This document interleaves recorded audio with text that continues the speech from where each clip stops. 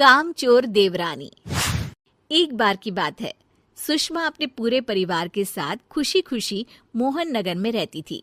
उसकी 2 बहुएं थी, पल्लवी और शिवानी। एक दिन दोनों बहुएं रसोई में काम कर रही होती है कि तभी उनकी सास सुषमा उन्हें बुलाती है। अरे बहू, जरा इधर तो आना।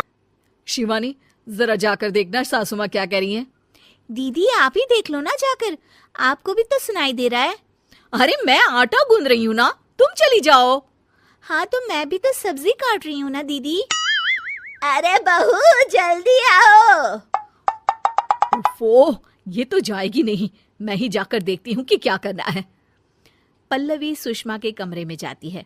जी मम्मी जी, क्या हुआ?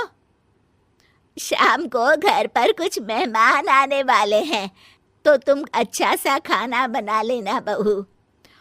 ठीक है मम्मी जी, आप बता दीजिए क्या क्या बनाना है और कितने लोग आ रहे हैं। सुनील की मौसी जी और उनका पूरा परिवार आ रहा है। कुल मिलाकर 3 लोग और हमें मिलाकर हुए 9 लोग। तो अभी से ही तैयारी करना शुरू कर दो। और हाँ, घर की सफाई भी कर देना, हाँ अच्छे से। जी मम्मी जी, सब काम हो जाएगा, आप चिंता मत कीजिए। पल्लवी शिवानी को घर में मेहमान आने वाले हैं इसके बारे में बताती है। क्या 9 लोगों का खाना बनाना होगा, घर की सफाई करनी है? बाप रे, सासू माँ ने तो हमें घर की नौकरानी ही समझ कर रखा है। ऐसा नहीं बोलते शिवानी, हम इस घर की बहू हैं और घर के काम करना हमारा फर्ज है। दीदी तो है ही सासू माँ की चमची, जब देखो सासू माँ सासू माँ।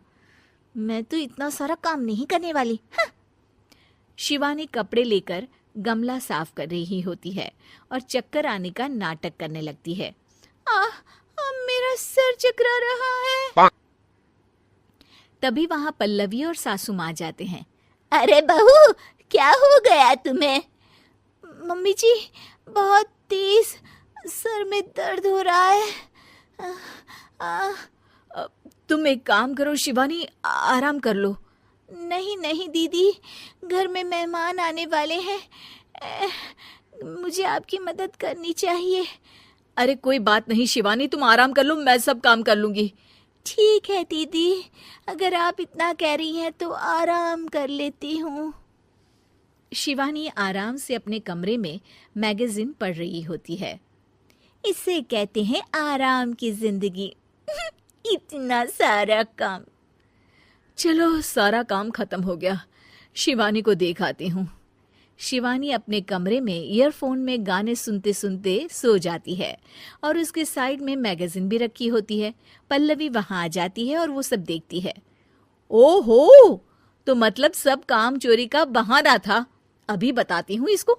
घर का सारा काम मुझे करना पड़ा और ये महारानी यहाँ मैगजीन पढ़ रही है, गाने सुन रही है। पल्लवी रसोई से एक प्लेट और चम्मच लेकर आती है और शिवानी को थाली बजाकर उठाने लगती है। शिवानी अचानक से उठती है। उठ गई महारानी, गाने भी सुन लिए, मैगजीन भी पढ़ ली। तुम तो बहुत बड़ी झूठी निकली शिवानी। तुमने सर दर्द का बहाना बनाया ताकि काम करने से बच सको। हाँ, बनाया बहाना, तो क्या करती, इतने सारे काम करती। मुझे कोई शौक नहीं है चापलूसी का। क्या चापलूसी? तुम्हें लगता है कि मैं सारे काम चापलूसी के लिए कर रही हूँ? और नहीं तो क्या। तभी वहां सासू माँ आ जाती हैं। अरे बहू, वो लोग बस आने ही वाले हैं, तुम तैयारियां कर लो। जी सासू माँ, तुझे तो मैं बाद में देखती हूँ। सब खाना खाने बैठते हैं और खाना शुरू करते हैं। तभी सुनील की मौसी बोलती है। वाह भाई वाह, खाना तो बहुत ही अच्छा बना है सुषमा जी, एक एक चीज में क्या स्वाद है। ये सुनकर शिवानी मुंह बना लेती है। उसे अपनी जेठानी की इतनी तारीफ रास नहीं आती। आपकी बहुएं तो बहुत ही अच्छा खाना बनाती हैं।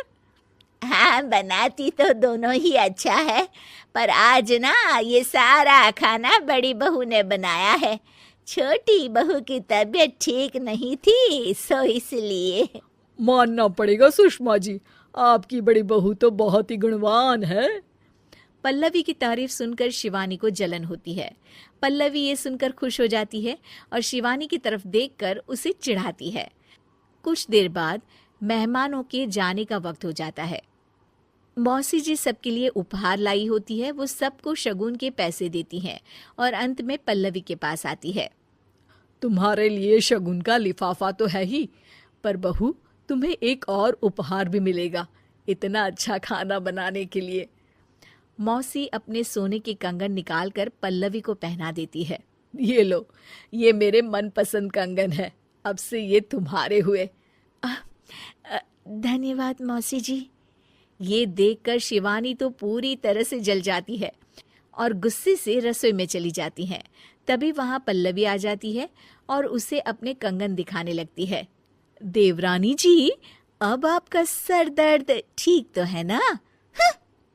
मुझे लगता है कि अब सर दर्द शुरू हो गया होगा आपका।